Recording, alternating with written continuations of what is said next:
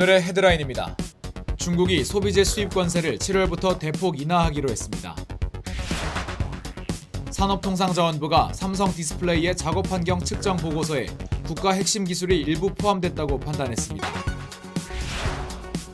주택을 담보로 하는 유한 책임 대출인 디딤돌 대출 적용 대상이 확대됩니다. 국내 연구진이 전자피부로 소프트 로봇을 구동시키는 데 성공했습니다.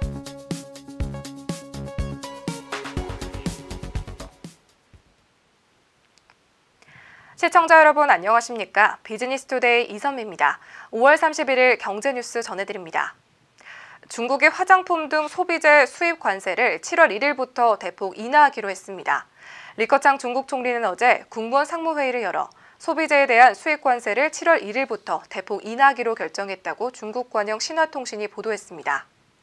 화장품과 일부 의약품의 수입 관세는 평균 8.4에서 2.9%로 낮아져 한국 화장품 등 관련 업체가 수혜를 입을 전망입니다. 이는 미국이 관세 폭탄을 예고한 가운데 유화 제스처를 보냄으로써 미국의 보호주의를 더욱 부각시키려는 의도란 분석입니다. 산업통상자원부가 삼성 디스플레이 작업 환경 측정 보고서에 국가 핵심 기술이 일부 포함됐다고 판단했습니다. 산업부가 14명의 민간 전문가로 구성한 전문위원회는 어제 삼성 디스플레이 보고서에 8세대급 이상 TFT LCD 패널 공정, 제조기술과 아몰레드 패널 공정, 제조기술이 포함됐다고 말했습니다. 전문위는 보고서에 포함된 설비 배치도, 설비명, 공정명 등의 정보를 조합해 중요한 제조 방법을 유추할 수 있다고 설명했습니다. 전문위 판단에 법적 구속력은 없지만 중요한 영업기밀이 유출될 수 있다는 삼성 디스플레이의 주장에 힘이 실려 고용부의 움직임이 주목됩니다. 주택을 담보로 하는 유한책임 대출인 디딤돌 대출 적용 대상이 확대됩니다. 정부는 디딤돌 대출과 보금자리론 등 정책 모기지 유한책임 대출 제도를 확대한다고 발표했습니다.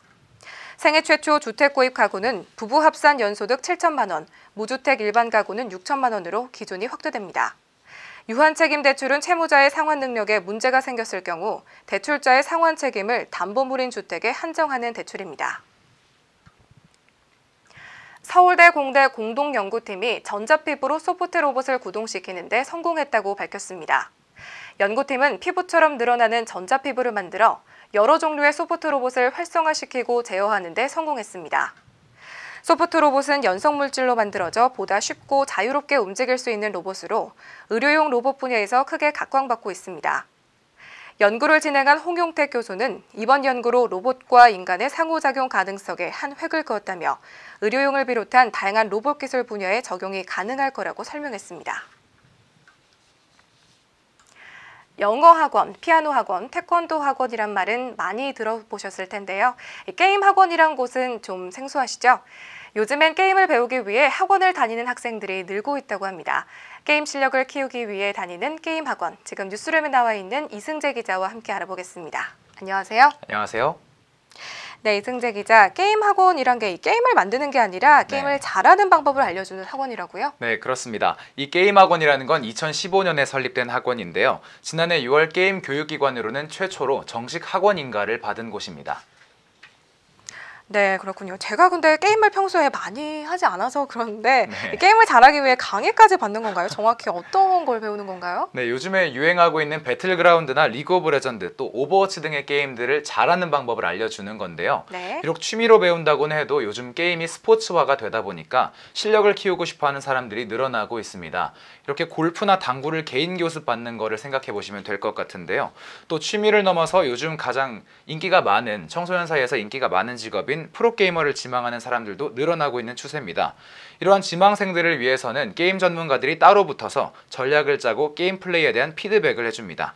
이런 식으로 취미반과 프로게이머 준비반이 따로 운영되고 있습니다. 네, 그렇군요. 이 게임 전문가라면 어떤 사람들이 게임 전문가인 건가요? 이 전 프로게이머 같은 사람들인가요?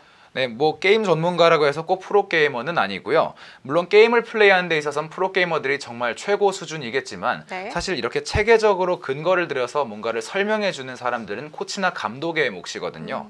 그러다 보니까 기본적으로는 e스포츠 프로게임단 출신의 코치들이 강사로 나와 있습니다. 야구로 치면은 프로야구단에 나와 있던 감독이나 코치 출신들이 나와서 강의를 한다고 보시면 되는 거죠. 네, 그렇군요. 그런데 이런 게임 학원에 수강생이 많은 편인가요?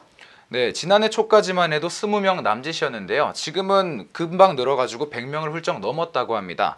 수강생이 계속 늘어나는 추세라서 벌써 2호점까지 계획하고 있다고 하는데요. 규모는 1호점의 약 2배에서 3배 정도라고 합니다. 또 위치도 홍대나 강남 같은 엄청 번화가로 옮겨질 예정이라고 하고요. 네, 그렇군요. 그런데 이 학원을 다녔다고 해서 꼭 프로게이머가 되는 건 아니잖아요. 다른 네. 진로가 있을까요? 네, 프로게이머의 인기와 더불어서 요즘 각광받고 있는 직업이 바로 개인 방송인인데요. 이렇게 아프리카 TV나 트위치 TV 등의 개인 방송 플랫폼으로 방송을 하는 사람들이 오히려 프로게이머들보다 훨씬 더 고수익을 올리는 경우가 늘어나고 있습니다. 본인의 언어 역량만 된다면 또 중국이나 미국에 진출해서 개인 방송을 할 수도 있는데요. 실제로 리그 오브 레전드에서 정말 게임을 잘하는 일반 유저가 있는데요. 굉장히 리그 오브 레전드 플레이어들 사이에선 유명한 유저입니다. 네. 이 유저 같은 경우엔 중국에 있는 개인 방송 채널에 따로 스카웃이 돼가지고 1년에 수십억 원 이상의 수익을 올리고 있습니다. 네, 그렇군요. 그런데 이 개인 방송이나 프로게이머 같은 길이 쉬운 길은 아닐 텐데 네. 아직까지 사회적으로 바라보는 시선이 곱지만은 않을 것 같습니다. 인식도 많이 부족하고요. 어떤가요? 꼭 그렇지만도 않습니다. 물론 기성세대들 사이에선 아직 부정적인 시각이 존재하기는 하는데요. 국내 게임 시장 규모는 올해 11조 원을 돌파할 걸로 전망되는 만큼 굉장히 유력한 사업이고요. 네. 또 미국에서는 스포츠 전문 채널 ESPN이 공식적으로 리그 오브 레전드 종목을 중계하기로 결정했습니다. 또 최근에 e스포츠가 아시안게임 시범 종목으로 선정된 건 알고 계시죠? 그럼요. 네, 이 정도로 게임의 사회적인 위상이 많이 높아졌다는 것을 알 수 있고요. 또 미국에 있는 로버트 모리스 대학은 e스포츠 게임 특기생 특별 전형도 준비해 놓고 있습니다. 우리나라뿐만 아니라 전 세계적으로 게임에 대한 위상이 많이 올라가고 있는 추세인 거죠. 그래서 게임학원에서는 앞으로 프로게이머 지망생들에 한해서 영어나 중국어 등을 가르쳐 국제적인 경쟁력까지 배양할 계획이라고 합니다. 네, 잘 들었습니다. 다소 생소하지만 시장도 빠르게 커지고 있고 국제적으로도 스포츠로서의 지위를 굳혀나가고 있는 게임을 전문적으로 가르치는 게임 학원에 대한 얘기였습니다. 지금까지 이승재 기자였습니다. 고맙습니다. 고맙습니다.